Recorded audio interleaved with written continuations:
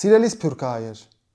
եթե դուք Հայաստանից արտագաղթել եք 1995 թվին, ես ձեզ ուզում եմ տեղեկացնել, որ հիմա Հայաստանում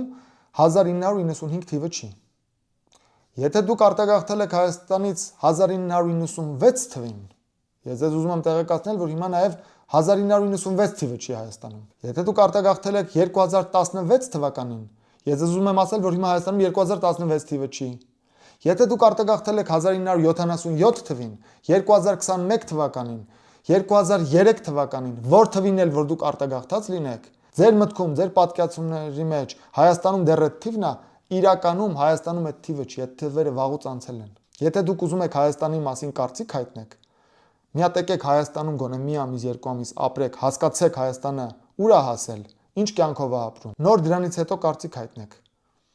Հայաստանը ինչքան էլ խնդիրներ ունի, ինչքան էլ հարևանների հետ խնդիր ունի, շրջափակումների մեջ է, շատ հարցերում, շատ ավելի մոդեռն մտածողությամբ եւ կյանքով է ապրում, քան այն քաղաքները եւ երկրները, որտեղ դուք եք ապրում։ Դուք շատ հաճախ բացարձակապես թյուր պատկերացում ունեք Հայաստանի մասին։ Դրա համար եթե ուզում եք Հայաստանը փրկել, եկեք Հայաստանում Հայաստանը ճանաչեք, հետո նոր գնացեք ձեր սփյուռքի հայկական համայնքներում Հայաստանը փրկեք։